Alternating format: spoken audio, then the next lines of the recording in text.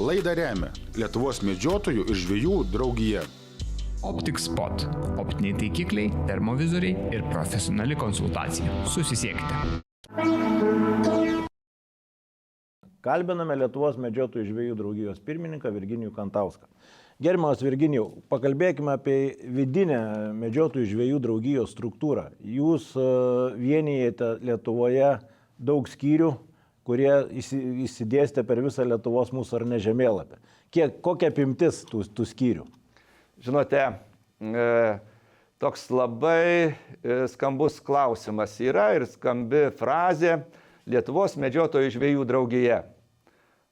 Jeigu atvirai aš galėčiau atsakyti, ar yra Lietuvos medžiotojų žvejų draugija, ar aš esu kaip pirmininkas, kaip medžiotojas, ar aš esu Lietuvos medžiotojų žvejų draugijos narys, bet atėjęs į draugiją, aš kažkada pirmininku prieš tai buvęs, aš pilnai supratau, tik aš vieno dalyko nesuprasdavau, kad sakydavo man buvęs draugijų pirmininkas Rimas Benetis, kad kažką reikia keisti, kažką daryti ir panašiai, lyg tai aš kaip eilinis medžiotojas neįsivaizdavau, ką reikia keisti.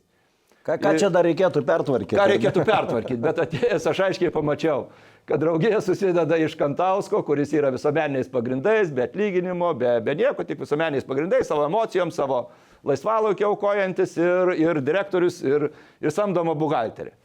Ir viskas, ir visa draugija mūsų. Ar aš esu LMŽD draugijos narys? Man taip pat iškilo klausimas. Nes aš esu Šilalės, Vilniaus, Kėdainių, Širvintų, draugijų narys. Bet aš nesu, kaip individualiai, kaip medžiotojas, nesu draugijos narys. Ir tada iškilo man keletas klausimų. Kai atėjau, pamačiau čia finansinius dalykus, kas ateina, kur išeina, lyg tai ten reikia pakelti nuo 70 centų iki 1 euro, debatai, reikia pakelti nuo 1 euro iki 2 debatai, tu atiduodi kažkiek nuo pinigus, tas anas, bet aš galvoju, mes ten mokam po 25 eurus. Viso 5 draugijom sumoku 125 eurus, žiūriu, kad čia į centrinę draugiją ateina mano tik 3 eurai, kuris sprendžia visus mano politinius kaip medžiotojo klausimus. Bet aš nesu jos narys. Aš esu šitų draugijų kitų. Centralizuotai sprendžia. Centralizuotai, kaip sprendžia? Ne, centralizuotai, jinai nesprendžia centralizuotai, jinai daro įtaką politiniam sprendimui, medžiokliai. Bet jinai nesprendžia. Tada iškilo ir individualiai aš į draugijų pirmininkam pasakiau, kaip čia gaunasi vyrai. Jūs mano pinigus aš noriu atiduoti visus 25 centriniai draugijai. Bet nesakot, palikit rajonį. Dabar iškyla klausimas, ką aš gaunu iš rajoninės draugijos ir ką daro šitas. Tai yra gilesnis, samesnis galbūt laidos klausimas, kurį reiktų paviešinti, sutvarkyti ir žmonės, medžiotojai turėtų tą dalyką pamatyti ir žinoti. Nebūtų dviprasmiai dalykai. O jeigu kalbant trumpai apie draugiją, vėlgi, ką jūs užklausėt, tokia draugija kaip Lietuvos medžiotojų žvejų draugija, jinai yra vienintelė Europoje, tokia kokia neturi būti. Akivaizdus pavyzdys. Valdymo pavyzdys. Niekada niekas neegzistuoja šitokiais dalykais. Nei kredito unijos buvo, vis tiek gavo persitvarkyti, įeiti į kitą keist formą, nes neėjo suvaldyti. Valdymo forma. Valdymo forma. Negali būti kažkada išdalintos medžiotojas kiekviena draugija, atskirai 46 rajoninės draugijos, 47 ten žvejų, negali būti tokio valdymo formos. Negali tokios būti, kad apačia viskas turėtų apsiversti į antrą pusę. Ta, ką yra visoje Europoje. Vokietijoje, Lenkijoje, Estijoje, Latvijoje. Mes visos valstybės turi kitaip. Ir čia, kada pažiūri, dabar ateina medžiotojai, mes nuvažiuojam į paskutinį medžioklį susitikimą buvom Pakruojį ir kada atvažiuojam Klaipėdoje buvom, ar ten kitur, kur buvom, jūs sakot, mes atvažiavom prašyti pinigų. Niekada aš pinigų neprašiau, nei prašysiu. Aš turiu pakankamai draugijai, sakykim, taip. Irgi tas pats, aš galiu sakyti, taip, reikalinga jai, bet aš kitas klausimas, aš noriu pasakyti, mes turim suefektyvinti pinigų naudojimą. Mes surenkam pakankamai, kaip aš ir suvažiavime sakiau, arti milijono, bet draugija iš to milijono, centrinė draugija, gauna 80 000 nuo visų medžiotojų. Ir mes sakom, kad viso medžiotojo politinė, medžioklės politika, Seimas, vyriausybė, tarptautinis, CICai, visi kiti turi sutvarkyti už tos keletą pinigų. Tai man iškilo klausimas asmeniškai, ką nuveikė visas kitas 900 000. Kurie galimai yra surenkami ir jie naudojami. Medžiotojai, įvažiu ir panašiai. Jūs labai puikiai pasakėt, ką nuveikė ir aš dabar, tarkim, matau per socialinę galbūt erdvę daugiausia, ar ne, iš kitų, kad draugijų skyrius skyriui nelygus, ar ne? Vienas skyrius parodo daug iniciatyvų, idėjų, užsiima švietimu, ar ne, medžiotojų bendruomenės švietimu, kur būt ne vien tik tais mokesčius surinkti, informaciją padalinti, ar ne, ir ataskaitas pateikti. Tai vat, kaip jūs matot tą ūkį, tą iniciatyvų realizavimą?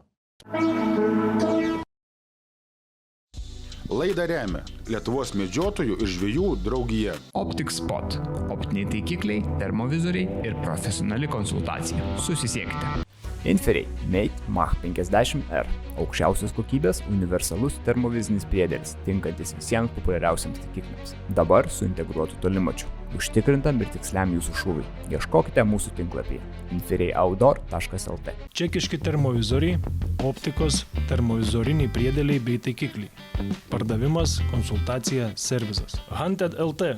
Aistra medžiokliai. Laidą remia Lietuvos medžiotojų ir žvejų draugija. OpticSpot. Optiniai taikikliai, termovizoriai ir profesionali konsultacija. Susisiekite. Draugijų skyrius skyriui nelygus, ar ne? Vienas skyrius parodo daug iniciatyvų, idėjų, užsiima švietimu, ar ne, medžiotojų bendruomenės švietimu, kur būt ne vien tik tais mokesčius surinkti, informaciją padalinti, ar ne, ir ataskaitas pateikti. Tai vat, kaip jūs matot tą ūkį, tą iniciatyvų realizavimą? Žinot, vienas dalykas, toli mums nereikia klaidžioti. Mes galim pažiūrėti, ką aš ir pasakiau, Lietuva yra toks, ar ne, 30 000 medžiotojų, grubiai mes mokam po 25 eurus, dauginam iš 30, gaunam tiek, plus egzaminų laikymą, 3-4 ir gaunam metinį tokį, kad pinigai plaukė, galimai surenkami pinigai ir jie yra, ne? Bet mes pažiūrėkim, Vokietija yra 300 000 medžiotojų, jų biudžetas yra 330 milijonų. 330 milijonų Vokietijos medžiotojų draugijos biudžetas. Antras klausimas yra Lenkija. 120 000. 14 milijonų surenka medžiotojų draugija ir yra struktūra. Atitinkama žmonės, vienoda politika, vienoda tas, anas ir panašiai. Bet yra viena draugija. Medžiotojai neša vienai, o paskui daro kitą. Mažiausia mūsų kaimynė, kur, sakykime, Estija, 15 000 medžiotojų, 1 200 000. Lietuvos medžiotojų žvejų draugija 80 000. Tai gerbiami medžiotojai, mes pajuskim, kas mes esam, kur mes esam ir kokie mes esam. Ir ką mes norim, kad kažkas gautųsi mums už 80 000 pinigų. Gal reiktų pasakyti, kad... Čia aš noriu, vieną iš tokių dalykų, kuriuo aš prisiliečiau ir kaip verslininkas, ir kaip žmogus, ką aš norėčiau, man nereikalingi pinigai, bet aš noriu juos suefektyvinti, sakyčiau. Arba mes viesi einam vieną ranką rankon ir efektyvinam juos, efektyviai panaudojam, nepravalgom, neprabūnam, ne dar kažkur, arba išleidžiam vėjais, taip, dėkim visas kortas ant stalo ir prisimkim savo sprendimą. Tam pačiam paskutiniam pasvaly, kada buvom susitikime. Yra visiškai du skirtingi dalykai. Ir aš pamačiau, taip, ten yra visuomeniais pagrindais dirba žmogus, be atlyginimo, be nieko, tik visuomeniais pagrindais. Taip ir yra ir mūsų draugijoje. Tas pats yra, šiek 47, daleiskim, draugijos, ar ne, 46, plus yra 11 etatinių darbuotojų, viso 65 darbuotojai yra. 30 virš jų gauna atlyginimus. Ir kiti dirba susumavus visų, ar ne, draugijų, centrinės draugijos, samdomų darbuotojų. Bet mes jų nei matom, nei įtakot galim, nei aš kaip draugijos pirmininkas pasitart galiu, nei informacijos gaunam. Netgi kitą pavyzdį pasakyčiau, kai kuriam rajone du yra virš 80 metų. Ir žinovas, ir pirmininkas. Ir susipykęs, ir rajonas moka mokesčius ar nemoka, nežinau, bet jie nedalyvauja niekur. Ir šičia toks gaunasi kuriozinis dalykas. Vieni renka pinigus, kiti dirba. Ir dirba iš esmės, jeigu pasakyti draugija šiandien mūsų komandoje, jeigu aš sakyčiau, tai yra dalis kokių 10 žmonių, kurie dirba visuomeniais pagrindais, kur mes susirenkam, pasitarėm, net lygintinai nenaudodami jokių lėšų, yra direktorius ir, sakykime, samdoma buhalterė, konkurso tvarka. Viskas, tai yra antras dalykas, ką mes turime nuveikti. Ir du žmonės ten už 250 eurų. Ar mes 30 000 medžiotojų negalim išlaikyti spaudos, ten ar teisininką, ar trečią, ar ketvirtą žmogų, ir kurie mus mokėtų bendrauti, darytų ir visą tą politiką. Bet čia yra įsamesnis klausimas, kurį reiktų su skaidrėm, su analizė, tą, ką mes esam pasidarę, tą, ką mes dirbam beveik visus metus. Šiandien dieną, jeigu pažiūrėt nuo pernai apskrito stalo iki šio apskrito stalo, tai norėtumėm išviešinti, sutvarkyti, tai yra klausimas, kuris turi būti sprendžiamas. Tokia draugija būti negali. Ir kaip suprantu, čia reikalingi pokyčiai. Čia reikalingi pokyčiai. Kardinalūs reikalingi pokyčiai. Ačiū. Ačiū Virginijui Kantauskui už įžvalgas ir pokalbį. Sveiki, mėly Tauro Rago laidos žiūrovai. Šiandieną atvykome iš šaudyklą, kur išbandysim 3 prietaisus. Tai Mach 50 termovizorinis taikiklis, priedėlis ir tūb 2 serijos, naktinis ir termovizorinis. Tai pasikvietėm atstovus šių termovizorių, bandysime iš įvairių atstumų, tai 100, 200, 300 metrų, gal ir toliau pabandysime, nes šaudyklą leidžia šūvį paleisti iki 600 metrų. Na, o kaip mums seksis, kaip jie iš viso veikia, kaip prisišaudyti, pamatysite toliau reportaže.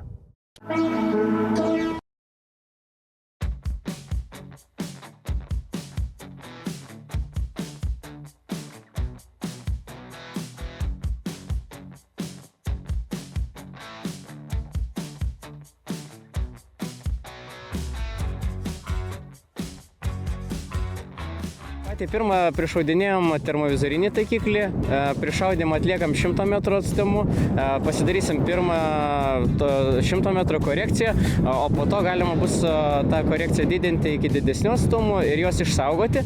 Tai yra tas didžiausias elektroninių taikiklių privalumas, kur galima taikiklį panaudoti net 3 skirtingiem ginklam ir prišaudyti juos skirtingais atstumais, kur po to tiesiog pamatavus atstumą galim pasikeisti profilį ir tiksliai atlikti šūvį bet kokiu mum jau iš anksto paruoštų atstumu.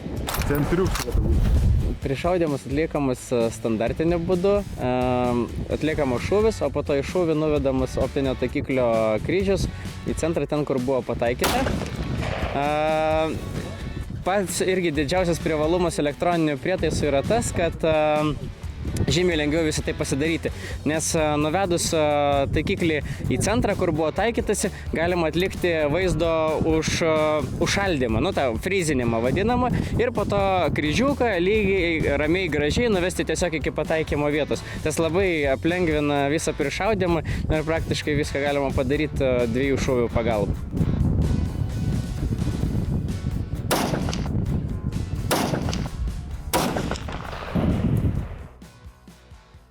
Prišaudinėjant termovizorius ar termopriedėlius dažniausiai naudojami keli būdai. Pats pagrindinis galbūt tai šiltukai, kurie tinka rankų šildytuvai arba paprasti šiltukai ir kojoms tokie naudojami, kurie užsiklijuoja tiesiog ant taikinio ir įšylę yra gerai matomi per termooptiką ir taip yra prišaudoma.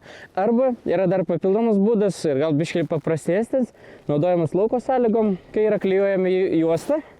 Ta juosta dažnai būna atspindinti ir jinai pavirtusio taikinio metu, kai taikinys yra pavirtis, atspindi šalto dangaus temperatūrą ir taikinytas ta juosta yra labai ryškiai matoma. Tai irgi puikiai tinka prišaudimui ir yra gal toks pigesnis, paprastesnis variantas.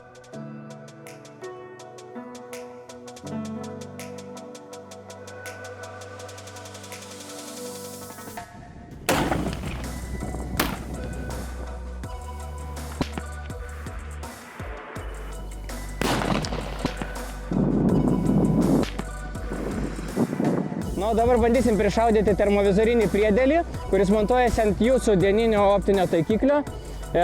Tiesiog žiedo pagalba paprastuoju būdu priedėlis užsimontuoja ant optikos, yra užspaudžiamas ir tokiu būdu turit visą termovizorinį komplektą.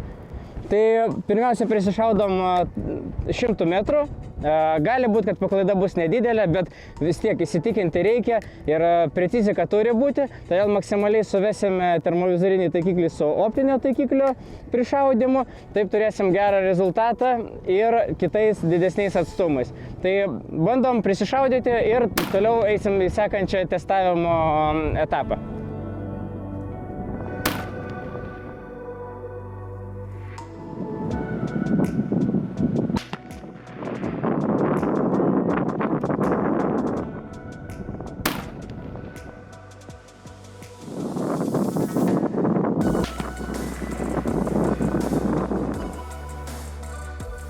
Tai atliekam bandymą, turim tokio dydžio butelį, kuris yra pripildytas karšto vandeniu, ir kad ryškiai matytųsi bendram fone. Ir Rokas dabar atliks šūvį iš 300 metrų, kur norim į tokio dydžio objektą pataikyti ir parodyti, kad su termovizoriniu taikikliu tai galima padaryti. Aišku, yra didžiulis šoninis vėjas, tai gaunasi toks geras, rimtas išbandymas, bet mes šitą ir susirinkom, kad išbandyti, ištestuoti ir pažiūrėti, ką mes iš tikrųjų galim pasiekti ir kokį rezultatą ir kokį efektą. Tai va, tai bandom.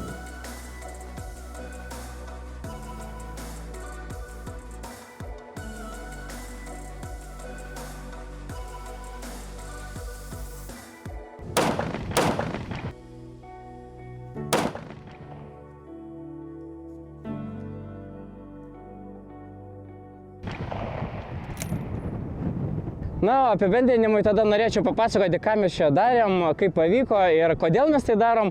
Tai pirmiausias dalykas, visą įrangą reikia testuoti, nes tik tai testuojant ir bandant ją realiom sąlygom, tai gali suprasti, kaip jinai veikia ir kokias galimybės turi, o be viso to reikia suprasti, ką ta įranga gali mums duoti. Tai šiandien išbandėm šūvį iš 300 metrų atstumo, kas tikrai realiom sąlygom yra didelis atstumas. Ta elektroninė įranga mums labai gerai parodo, kad tos galimybės, šūvio galimybės ir tikslumo galimybės yra žymiai didesnės. Ir kalbam ne tik apie dienos metą, o kalbam apie tamsų paros metą, apie naktį. Pirma, tai yra saugumas, kita yra precizika, tikslumas ir ta elektronika, elektroniniai prietaisai, termovizoriniai ir naktiniai prietaisai, kaip pavadinsim, ne tik tai padidina mūsų sumedžiojimo galimybės, bet taip pat tą medžioklę padaro efektyvesnė, šūvį tikslesnį ir žymiai saugesnį. Tai supraskim, kad ne tik tai medžiojam dėl mėsos, o medžiojam atsakingai, medžiojam pagal visas medžioklės taisyklės, o ta naujoviška, šiuolaikiška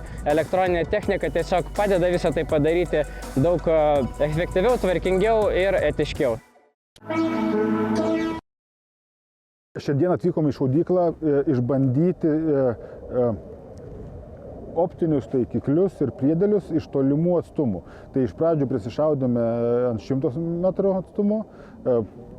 Aparatai labai gerai sudirbo, korekcijų daug daryti nereikėjo, tai keli šūviai ir suvesta į centrą ir paskui ant galo bandėme iš 300 metrų. 300 metrų čiut mums trūkdė vėjas, bet vėl papildomos korekcijos ir optinio taikiklio, ir termovizorinio priedelio. Ir per kelis šūvius mes tą tikslą savo pasiekėm. Technika tikrai įdomi, verta dėmesio, matosi labai gerai ir mes dabar filmuojame dienos metu, kur naudojami yra specialūs padeliai prie šaudimo. Tai, o žvėrė vis tiek bus žvėris ir didesnis šernas ir viską. Ir gal tie tokie atstumai, kai mes šiandien bandėm, ne kiekvienai ir bandys, nes ir šaunant, medžiojant iš 300 metrų reiktų labai atžvelgti dėmesį džiauliai. Kokie belieka džiauliai. Tai ar paleisti ar nepaleisti šūvį, tai kiekvieno apsisprendimas. Na, o mes šiandien filmavimus baigiam. Tikimės ateityje ir naujovių apžvelgsime. Na, o šiandien baigiame ir iki sekančių kartų. Iki. Laidą remia Lietuvos medžiotojų ir žvejų draugija. OpticSpot. Optiniai taikikliai, termovizoriai ir profesionali konsultacija. Susisiekite.